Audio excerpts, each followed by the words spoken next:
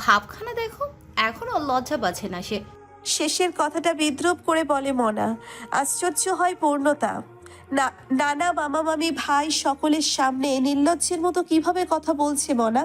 তবে মানতেই হবে জমিদার বাড়ির পুরুষ নয়, নারীরাও পতিতালয়ের বেশ্যাদের দলে। মামুন আবারও কিছু বলতে উদ্যত হয়, তখনই নারীর সুখ হচ্ছে পুরুষের পুরুষত্বে। প্রাপ্তবয়স্ক নারী হয়ে উঠবে যখন, তখন বুঝবে। জমিদার সাহেব গম্ভীর গলায় বলে। মনার দৃষ্টিতে তাচ্ছিল্য স্পষ্ট। পূর্ণতা অভির মুখপানে তাকায়। ভরা সবাই মাথা নুইয়ে বসে আছে সে। হয়তো লজ্জা পেয়েছে, নয়তো রেগে আছে। পরিবার এমনও হয়। শুধু অভিরাজ নয়, মাথা নুইয়ে রয়েছে ইমন এবং ঈশানও। বড় ভাইকে এভাবে অপদমস্তক করায় তারাও ব্যথিত হচ্ছে, কিন্তু প্রকাশ করার সাহস নেই। মনা পূর্ণতার দিকে আঙ্গুল তুলে বলে, অনেক টাকা দিব তোমায়, চলে যাও দূরে কোথাও, খুঁজে নাও নতুন নাগর, অভিরাজের মতো কাপুর। বাকিটা শেষ করতে পারে না মনা। পূর্ণতা মনার আঙ্গুল ধরে চাচালো গলায় বলল, আমার স্বামীকে নিয়ে আর একটা বাজে কথা বললে জিভ টেনে ছিঁড়ে দিব। আমার এমপি সাহেব খাঁটি পুরুষ, আপনাদের মতো জিভ বেরিয়ে যাওয়া কুকুর নয়। মেয়ে দেখলেই লালা ঝরে না আমার স্বামীর। বউ ছাড়া অন্য নারীর সঙ্গে স্পর্শ সহ্য হয় না। এমন পুরুষকে স্বামীরূপে পেতে ভাগ্য লাগে। আমি পূর্ণতা ভাগ্যবতী। পৃথিবীর সব থেকে শুদ্ধ পুরুষটি আমার। দমে যায় সকলেই। হাসি ফুটে ওঠে ইবন ঈশানের অধরে। মনে মনে পূর্ণতাকে বাহবা দিতে থাকে ওরা। মমতা বেগম এতক্ষণ চুপচাপ শুনছিলেন সবটা। পলির মৃত্যুতে তিনি একটু হলেও চমকেছে। দাপট ফুরিয়ে এসেছে তার। মায়া, গলা দেখছো? শ্বশুর শাশুড়িদের সামনে গলা বাড়িয়ে কথা বলছে। লজ্জা নাই তোমার? পূর্ণতা তাকায় মমতা বেগমের পানে। পূর্ণতা লাজ লজ্জা আসে না কাপুরুষদের সামনে। শ্বশুর শাশুড়ি নয়, এখানে কাপুরুষদের দল বসে আছে। নারী লোভী জানোয়ার এক একটা। মামুন গর্জে ওঠে, এই মেয়ে, মুখ সামলে কথা বলো। জমিদার বাড়ির কর্তার সামনে দাঁড়িয়ে আছো তুমি। পূর্ণতাও সমান তালে গর্জে উঠে জবাব দেয়, আপনি মুখ সামলে কথা বলুন। আপনিও ভুলে যাবেন না এমপির বউয়ের সাথে কথা বলছেন। থতমত খেয়ে যায় মামুন। জমিদার সাহেব কুটিল দৃষ্টিতে পূর্ণতাকে দেখতে থাকে। একরত্তি মেয়ে, তার তেজ আছে প্রখর। একটা কথাও মাটিতে পড়তে দেবে না। এই মেয়েটা যতদিন জমিদার বাড়িতে থাকবে ততদিন সুস্থভাবে ব্যবসা পরিচালনা করা সম্ভব হবে না। শিউলি বেগম এগিয়ে আসে, পূর্ণতার মুখোমুখি দাঁড়িয়ে ফিসফিসিয়ে বলে, পূর্ণতা, এভাবে কথা বলিও না। তোমার শ্বশুর হয় সম্পর্কে, সম্মান দিয়ে কথা বলো। আমার স্বামীকে অপমান করা হলে আমি এভাবেই কথা বলবো। সম্মান পাওয়ার যোগ্য ওনাদের নেই। কুকুরের থেকে নিকৃষ্ট এরা। কেউ জবাব দিতে পারে না। অভিরাজ দাঁড়িয়ে যায়, বাবার চোখে চোখ রেখে বলে, আমার শরীরে আঘাত করলে আমি চুপচাপ মেনে নিব, কিন্তু আমার পূর্ণতার দিকে নজর দিলে চোখ তুলে নেব বলে দিলাম। সে আমার জন্মদাত্রী পিতা হোক বা ভাই। বলেই প্রস্থান করে। বৃষ্টিও অভির পেছন পেছন বেরিয়ে যায়। পূর্ণতা এগিয়ে যায় জমিদার সাহেবের নিকট। বয়স পেরিয়েছে ৭০, আর বাঁচবেনই বা কদিন। ৩ যুগ পেরিয়ে এসেছেন ভণ্ডামি করে। এবার একটু ভালো হওয়ার চেষ্টা করুন। আপনাকে আমি শেষ সুযোগ দিলাম। রঙিন স্বপ্নে বিভোর মিষ্টি স্বপ্নগুলো অবশ্যই ইফতিয়ারকে ঘিরে। ইদানিং এক অদ্ভুত চিন্তা যুক্ত হয়েছে মস্তিষ্কে। ইফতিয়ারের ছোঁয়া পেতে মরিয়া হয়ে উঠেছে। মানুষটা উষ্ণ আলিঙ্গন করলে কেমন অনুভূতি হবে? হাতে হাত রেখে অধর ছুঁয়ে দিলে, ইস! আঁখি পল্লব বন্ধ করে ফেলে মিষ্টি। ঠোঁটের কোণে ফুটে ওঠে লজ্জা মাখা হাসি। ভাবনারা নির্লজ্জ হয়ে যাচ্ছে দিনকে দিন। আনুমানিক ৯টা বাজে। নিজ কক্ষের সামনে লাগোয়া বারান্দায় দাঁড়িয়ে ঠান্ডা ঠান্ডা হাওয়া অনুভব করছে। আসমানে মস্ত বড় চাঁদ উঠেছে। চাঁদের আলোতে আলোকিত হয়েছে চারিপাশ। খাখা জ্যোৎস্না যাকে বলে। এই মুহূর্তে ইফতিয়ারের সাথে কথা বলতে ইচ্ছে করছে মিষ্টির। নিজ ইচ্ছে দমিয়ে না রেখে কল করে শখের পুরুষের নাম্বারে। এটাই ছিল প্রথমবার নিজ উদ্যোগে কল করা। বরাবরই ইফতিয়ার যখন কল করে তখনই একটু কথা বলা হয়। রিং হতেই রিসিভ করে নেয় ইফতিয়ার। বিচলিত গলায় শুধায়, কল করলে যে মিস্টার, আমার পূর্ণতা ঠিক আছে? হতাশার নিঃশ্বাস ফেলে মিষ্টি। রাগ হয় না, তবে একটু মন খারাপ হয়। পূর্ণতার জন্য আমার দাভাই আছে। আপনি আমার কথা ভাবুন চৌধুরী সাহেব। যেন স্বস্তির নিঃশ্বাস ফেলল ইফতিয়ার। যাক, পূর্ণতা ঠিকঠাক আছে এবং অভিরাজের বাহু ডরে আছে। জ্বর কমেছে? হুম খেয়েছেন? হুম ভালোবাসি আপনাকে।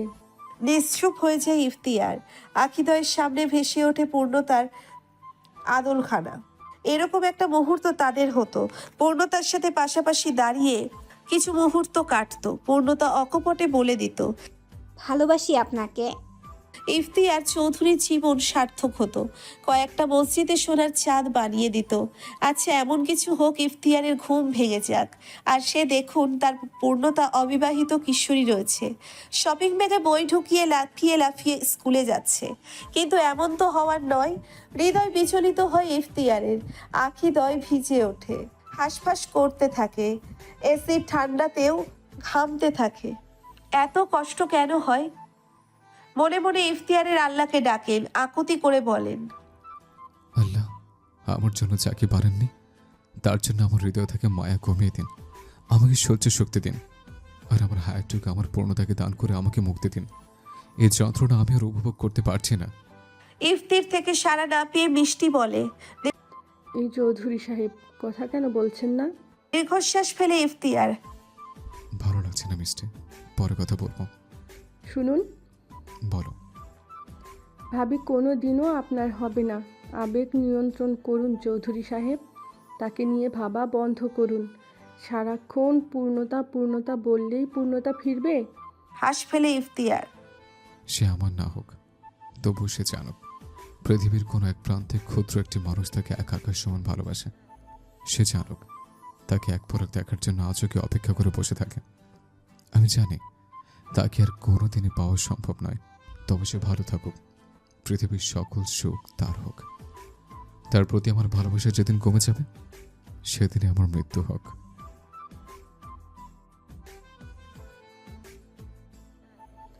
মিষ্টি, তুই হিংসুটে হয়ে যাচ্ছিস, এমনটা কিন্তু ঠিক নয়। তার থেকে ভালোবাসা পাওয়ার আশা ছেড়ে দে, শুধু তাকে সারা জীবন ভালোবাসার প্রতিজ্ঞা কর। সে যদি নিঃস্বার্থভাবে পূর্ণতাকে ভালোবাসতে পারে, তাহলে আমি কেন পারবো না স্বার্থহীনভাবে তাকে ভালোবাসতে?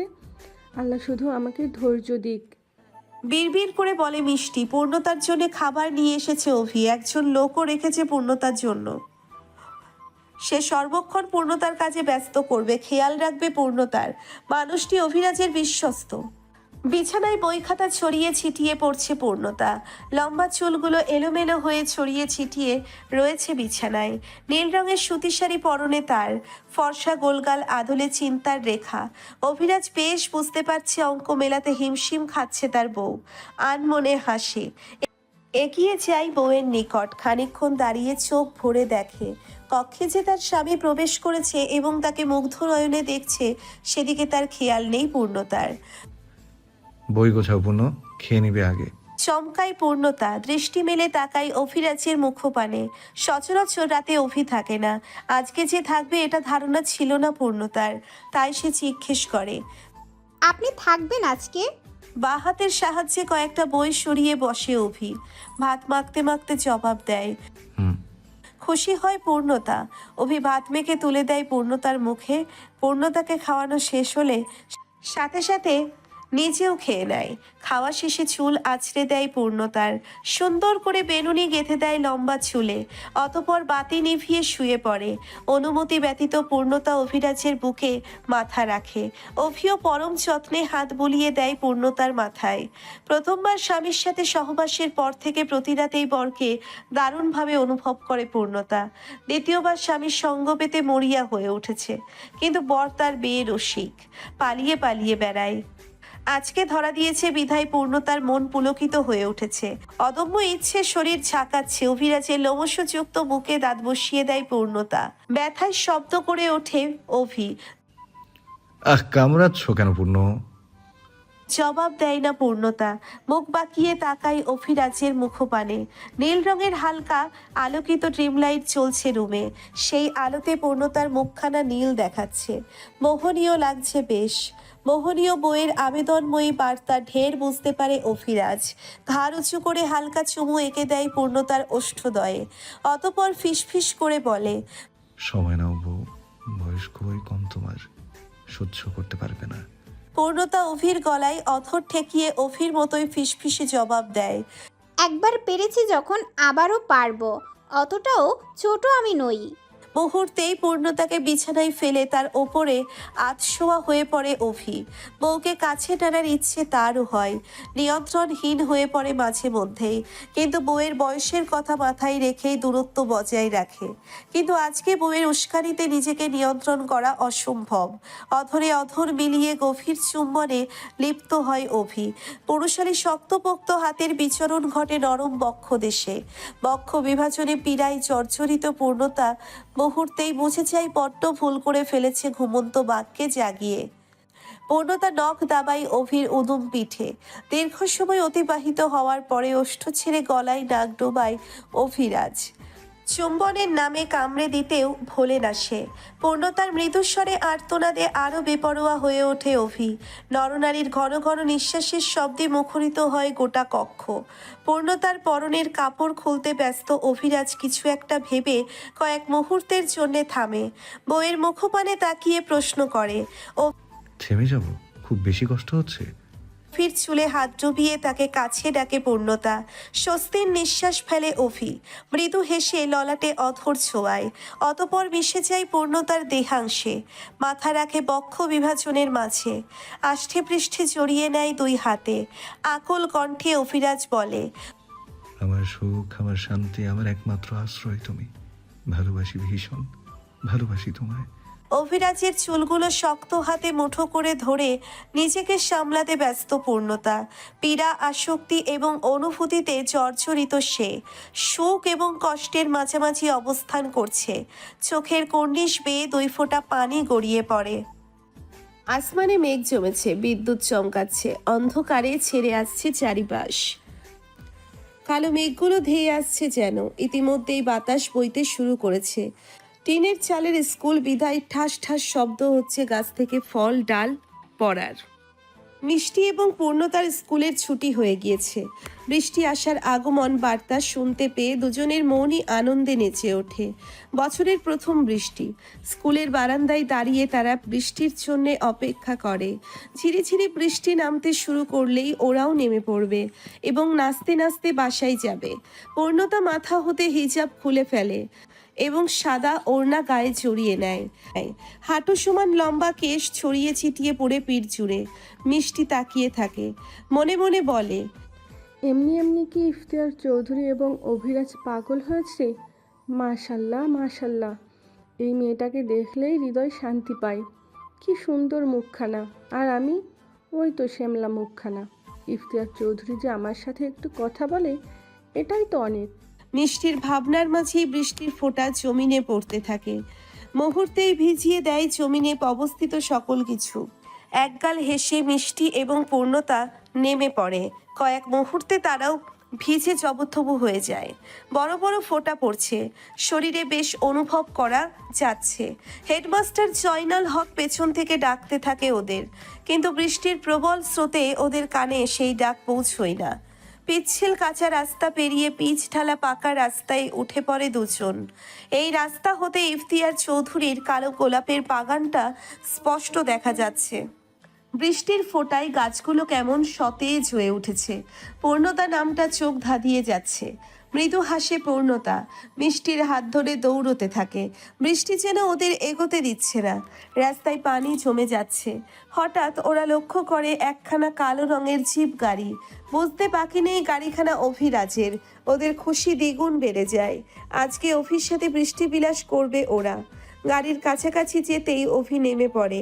বরাবরের মতো পূর্ণতার মনে হয় পৃথিবীর সব থেকে সুদর্শন পুরুষটি আমার স্বামী।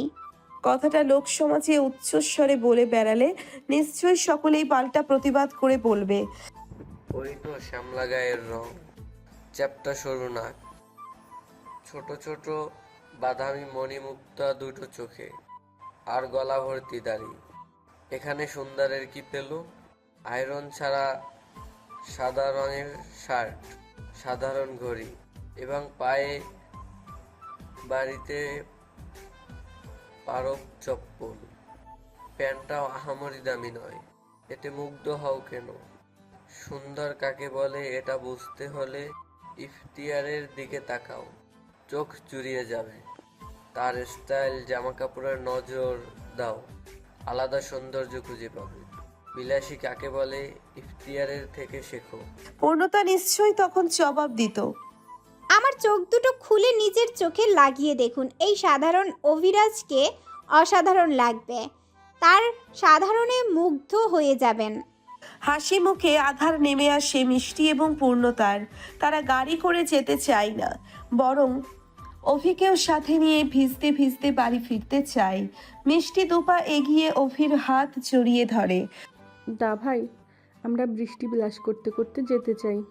মিষ্টির কপালে পড়ে থাকা ভেজা ছোট ছোট চুলগুলো কানের পিছনে গুজে দেয় অভি। মাথায় পাতা পড়েছিল একখানা, সেটা ফেলে দেয় যত্ন সহকারে। অতঃপর বলে, গাড়িতে ওঠো, ঠান্ডা লেগে যাবে। পূর্ণতা বলে, কিচ্ছু হবে না, আসুন তো চাচা, আপনি গাড়ি নিয়ে চলে যান। অভি ড্রাইভারকে বলে পূর্ণতা অগত্যা অভি আর বারণ করে না। বউ এবং বোনের ইচ্ছে পূরণ করাই তার গুরুত্বপূর্ণ কাজ। দুই হাতে দুজনের হাত ধরে পায়ে হেঁটে বাড়ির পথে পা বাড়ায়। ইফতিয়ার ডাক্তার দেখিয়ে বাসায় ফিরছিল। তার পাশে ইরিন রয়েছে। বৃষ্টির কারণে ড্রাইভার ধীরে ধীরে গাড়ি চালাচ্ছে। তখনই ইফতিয়ারের নজর আটকায় রাস্তায়। ঠোঁটের কোণে হাসি ফুটে ওঠে তার। আপু দেখো, হয়েছে আমার পূর্ণতা। ইফতিয়ারের দৃষ্টি লক্ষ্য করে ইরিন তাকায়। খুব সহজেই চিনে নেয় পূর্ণতাকে, কেননা হাজারখানা ফটো দেখেছে পূর্ণতার। একদম মুখস্থ হয়ে গিয়েছে এই চোখ, মুখ এবং চুল। মনে মনে ইরিন কয়েকবার মাশাআল্লাহ আওড়ায়। ইফতিয়ার মুখ এগিয়ে ভালো করে দেখতে থাকে। ও বৃষ্টিতে ভিজছে কেন? আর অভিটা অ্যালাউ করছে? নির্ঘাত আজকে জ্বর আসবে, চোখ মুখ লাল হয়ে যাবে, মাথা ব্যথায় ছটফট করবে। কি করবো আমি আপু? আমাকে জলদি ডাক্তার পাঠাতে হবে। ভাইয়ের উত্তেজনা দেখে ইরিনের আঁখিদ্বয় ভিজে ওঠে। ইফতিয়ারকে আলতো করে জড়িয়ে ধরে। ওর পাশে ওর স্বামী আছে ভাই, এত উতলা কেন হচ্ছিস? মেয়েটা তোর নেই। এক মুহূর্তের জন্য ইফতিয়ার থমকায়, অতঃপর ঠোঁটের কোণে হাসি টেনে জবাব দেয়, ভুল বললে আপু, মেয়েটা কখনই আমার ছিল না। আমি তাকে সারা জীবন আমার মনের করে এসেছি, আর যতদিন বাঁচব আমারই মনে করব। ভালোবাসলে পেতে হবে এর তো কোনো মানে নেই, তাই না? ইরিন জবাব দেয় না। পূর্ণতা দৃষ্টির আড়ালে চলে যায়। ইফতিয়ার উকি ঝুঁকি মেরে দেখার চেষ্টা করে, কিন্তু দেখতে পাই না। দীর্ঘশ্বাস ফেলে সিটে মাথা এলিয়ে দেয়।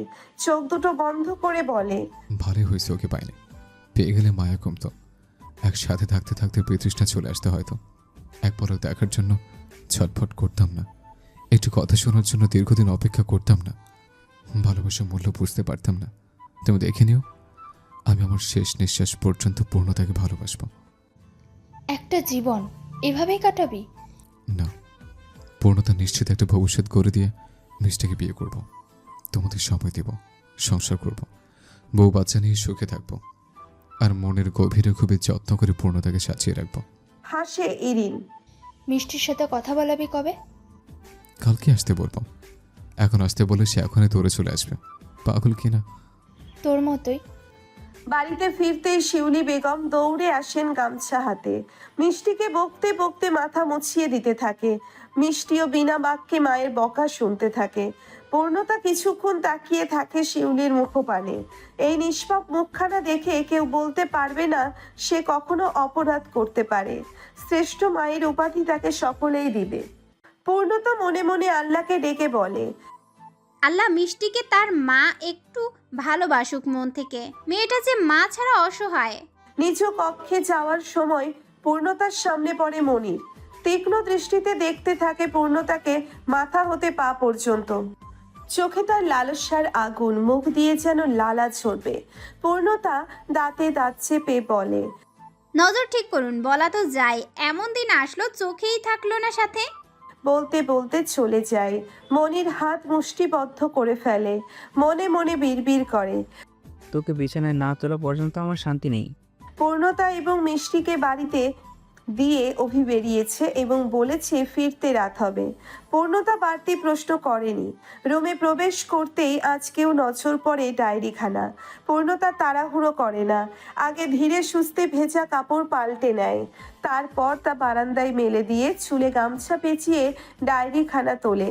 পৃষ্ঠা উল্টাতেই নজরে পড়ে গোটা গোটা অক্ষরে লেখা, আমায় তুমি ক্ষমা করে হৃদয়ে দিও ঠাঁই, এ জনমে না পেলেও তোমায় পর জনমে যেন পাই। তাচ্ছিল্য হাসে পূর্ণতা, বিড়বিড় করে কিছু আওড়ায়, তবে স্পষ্ট শোনা যায় না। হাতে থাকা ডায়েরিখানা অতি যত্নে লুকিয়ে রাখে পড়ার টেবিলে বইয়ের স্তূপে। তখনই মধ্যবয়স্ক একজন মহিলা খাবার নিয়ে আসে পূর্ণতার কক্ষে। আশ্চর্যজনক বিষয় হলো সে কক্ষে প্রবেশের আগে অনুমতি নেয়নি। পূর্ণতা আজকেই প্রথমবার দেখছে মহিলাটিকে। কৌতূহল দমাতে না পেরে ভ্রুকুচকে শুধায়, আপনাকে ঠিক চিনলাম না। মহিলাটি টি টেবিলে খাবার নামিয়ে মাথায় ঘোমটা টেনে জবাব দেয়, আসসালামু আলাইকুম, আমার নাম মালেকা। কালকে বড় মালিক আমাকে কাজে রেখেছে আপনার দেখাশোনা করার জন্য। পূর্ণতা মনে মনে সালামের জবাব দিয়ে আশ্চর্য হয়ে প্রশ্ন করে, বড় মালিক জমিদার সাহেব? আপনার স্বামী এমপি সাহেব। ঠিক আছে, আপনি যান। খেয়ে নেবেন। মহিলাটি চলে যায়। খিদে পেয়েছে ভীষণ, তাই সময় বিলম্ব না করে খেতে বসে পড়ে পূর্ণতা। গরুর মাংস এবং গরম গরম সাদা ভাত দেখলেই জিভে পানি চলে আসে। খুশি মনে খেয়ে ওঠে পূর্ণতা। গ্রামের ছেলেপেলেরা অনুষ্ঠান আয়োজন করেছে, সেখানে প্রধান অতিথি হিসেবে দাওয়াত করা হয়েছে অভিরাজকে। সন্ধ্যা 6টা হতে অনুষ্ঠান শুরু হয়েছে। অভি পৌঁছিয়েছে রাত 8টার দিকে। সকলেই হই হুল্লোড় শুরু করে দিয়েছে। অভিকে দেখার জন্য ভিড় জমিয়েছে বহু মানুষ। এই ভিড়ের মধ্যে রয়েছে সেলিমও। অভির বসার জন্য স্টেজ বানানো হয়েছে, সেখানে গিয়ে বসে অভি। তার পাশে গ্রামের মেম্বার এবং চেয়ারম্যানও রয়েছে। গোটা কয়েক পুলিশের দেখা মিলছে। তখন একটা বৃদ্ধ লোক অভির সামনে আসে, কেঁদে কেঁদে হাত জোড় করে নালিশ জানায়, বাবা, আমার মেয়েটা আজকে 8 দিন যাবৎ নিখোঁজ। আমার মেয়েটাকে খুঁজে এনে দিন। পুলিশ বৃদ্ধকে ধরে স্টেজ থেকে নামায়। লোকটা আহাজারি করে কেঁদেই যাচ্ছে। অভির চোখ মুখ অস্বাভাবিক হয়ে ওঠে। মাথা নুইয়ে গভীরভাবে কিছু চিন্তা করে, অতঃপর দাঁড়িয়ে যায়। সকলের উদ্দেশ্য সালাম প্রদান করে বলে, আমাকে আপনারা যোগ্য ব্যক্তি ভেবে দায়িত্ব দিয়েছেন, আপনাদের মূল্যবান ভোট প্রদান করে বিজয়ী করেছেন, সমাজ সেবার সুযোগ করে দিয়েছেন। ইনশাল্লাহ আমি আপনাদের নিরাশ করব না, ভরসা রাখুন। সকলেই হাততালি দিতে থাকে। সেলিম তার পাশে বসে থাকা লোককে বলে, আমার পূর্ণ জামাই কি সুন্দর না? লোকটা তার পান খাওয়া দাঁত বের করে হেসে বলে, তোর বাড়িঘর তুইলা দিছে এই জামাই। হ, বাজারে আমাদের দোকান দিয়া দিছে কাপড়ের, এখন রিক্সা চালাইতে হয় না। লোকটা বেশ প্রশংসা করে অভির। অনুষ্ঠান প্রায় শেষের দিকে অভির নজর পড়ে সেলিমের পানে। সে হেসে স্টেজ থেকে নেমে এগিয়ে যায় শ্বশুরের দিকে। সালাম বেশ অপ্রস্তুত হয়ে পড়ে। পরনে তার ছেঁড়া গেঞ্জি এবং রংচটা লুঙ্গি। অভি গিয়ে জড়িয়ে ধরেন শ্বশুরকে। ভালো মন্দ খবর জিজ্ঞেস করে হাত ধরে স্টেজে গিয়ে ওঠে এবং জোর গলায় সবার সাথে পরিচয় করিয়ে দেয় শ্বশুর বলে। খুশিতে সেলিমের চোখে পানি চলে আসে। পূর্ণতার চোখে ঘুম নেই, অভি না ফেরা অবধি ঘুম আসবেও না। তাই রুম হতে বেরিয়ে ছাদের উদ্দেশ্যে পা বাড়ায়। লম্বা চুলগুলো হাত খোপা করে নিয়েছে। ছাদে ওঠা সিঁড়ির পাশেই মনার কক্ষ। সেই কক্ষ হতে পরিচিত কণ্ঠস্বর শুনে থেমে যায় পূর্ণতা। দরজায় হাত রাখতেই বুঝতে পারে দরজা খোলা। অতি সাবধানে অল্প ফাঁকা করে দরজা। দৃষ্টি রাখে কক্ষের ভেতরে। স্পষ্ট দেখতে পায় এবং শুনতে পায় অতি পরিচিত দুজন নরনারীর কথোপকথন। অতিরিক্ত অশ্লীল অবস্থা দেখে দ্রুত দৃষ্টি ঘুরিয়ে নেয়। দরজায় কান পেতে শুনতে থাকে তাদের কথা। কতদিন এভাবে লুকিয়ে রাখবো আমাদের সম্পর্ক? এভাবে চলছে না। পুরুষটি মেয়েটার বক্ষ বিভাজনে মুখ লুকিয়ে নেশালো কণ্ঠে জবাব দেয়, মিষ্টির বিয়েটা হয়ে গেলেই সবাইকে সবটা জানিয়ে দেবো। মেয়েটা পুরুষটির চুলের ভাঁজে হাত লুকিয়ে আবেদনময়ী ভঙ্গিমায় আশকারা দেয় তাকে। আর দূরে থাকতে পারছি না জান। লুকিয়ে লুকিয়ে আর কত? মিষ্টিকে নিয়ে এতটা ভাবার কি আছে? ভুলে গেলে নাকি জমিদার বাড়ির সমস্ত সম্পত্তি মিষ্টির নামে? এখন ভুলভাল কিছু করলে আমরা ছেলেরা বঞ্চিত মেরে হব। ফেললেই হয় মিষ্টিকে, ঝামেলা চুকে গেল। পুরুষটির জবাব দেয় না। মেতে ওঠে নারীর শরীরে। দুই হাতে মুখ চেপে চাপা স্বরে কেঁদে ওঠে পূর্ণতা। দৌড়ে চলে যায় ছাদে, হাঁটু মুড়ে বসে ফুপিয়ে কেঁদে ওঠে। নালিশ জানায় আল্লাহর দরবারে। আল্লাহ, এই মানুষগুলো বিচার করুন, কঠিন শাস্তি দিন এদের। বহুদিন পরে পূর্ণতা বাবার বাড়িতে এসেছে। একটা রাত বাবা মায়ের সাথে কাটাবে। দুই হাত ভর্তি ফল মূল এবং বাবা মায়ের জন্য কাপড় চোপড় নিয়ে এসেছে। অফিস সাথে মার্কেটে গিয়ে পছন্দ করে কিনেছে সব। নিজেকে পৃথিবীর সব থেকে সুখী ব্যক্তি মনে হচ্ছে পূর্ণতার। মা বাবার জন্য কিছু করতে পারলে এতটাই বুঝি সুখ লাগে। তবে পুরোপুরি সুখী সে নয়। বরের টাকায় বাবাকে কিছু দিচ্ছে। যেদিন নিজে প্রতিষ্ঠিত হয়ে বাবা মায়ের জন্য কিছু করবে, সেই দিনই পুরোপুরি সুখী হবে। বাড়িতে নতুন ঘর উঠেছে টিনের। ভাঙা চৌকিটা আর নেই। কম দামি একখানা খাট পেতেছে ঘরের মেঝেতে। কাপড় চোপড় আর তোষকের তলে রাখতে হয় না, একখানা আলমারিও হয়েছে ঘরটাতে। রান্নার জন্য মাটির চুলোর পাশাপাশি গ্যাসের চুলোও আছে এখন। কেরোসিন দিয়ে বাতি জ্বালিয়ে অন্ধকার নিবারণ করতে হয় না, আলোর জন্য কারেন্ট আছে। জমিদার বাড়ির মতোই রাতে অন্ধকারে চকচক করছে তাদের ঘরখানা। আলু সিদ্ধ ভাত খেতে হয় না। বাজারে যে কাপড়ের দোকান দেওয়া হয়েছে সেখানে প্রচুর বেচা কেনা হয়। সালাম ভালো ভালো খাবার আনে। মাছ মাংস চাল ডাল সবই রয়েছে ঘরে। পূর্ণতা মুগ্ধ হয় স্বামীর ব্যবহারে। বাবা মায়ের অভাব ঘোচানোর জন্য গর্বে বুক ফুলে ওঠে। নিজেকে ভাগ্যবতী মনে হয়। পৃথিবীর সব থেকে শুদ্ধ পুরুষটি আমার। আহা, কি দারুণ ভাগ্য আমার। আল্লাহ আমার শুদ্ধ পুরুষটিকে আমার আয়ু দিয়েও বাঁচিয়ে রাখুন দীর্ঘদিন। মায়ের কোলে মাথা রেখে শুয়ে আছে পূর্ণতা। তার পাশে বসে পাপন কমলা খাচ্ছে আর বই পড়ছে। সেলিমের ইচ্ছে ছিল ছেলে মেয়েদের ডাক্তার ইঞ্জিনিয়ার বানাবে, কিন্তু অর্থের অভাবে নিজের স্বপ্ন বুক ফুটে বলেনি কখনো। তবে এবার ছেলের পিঠ চাপকে বলেছে, বাজান, মন দিয়ে পড়াশোনা কর, যত টেহা লাগে লাগুক, তোর আমি ডাক্তার বানাবো। অভিও শ্বশুরের স্বপ্ন পূরণে উঠে পড়ে লেগেছে। ভালো স্কুলে ভর্তি করিয়ে দিয়েছে পাপনকে। প্রাইভেট টিচার রেখে দিয়েছে বেশ কয়েকটা, যাতে কোনো রকমের অসুবিধে না হয় পাপনের।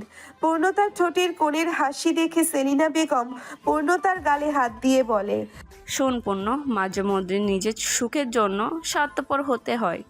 সুখ বড় কঠিন জিনিস মা। আল্লাহ তোকে সুখ দিছে, নিজের সুখটা ধরে রাখ।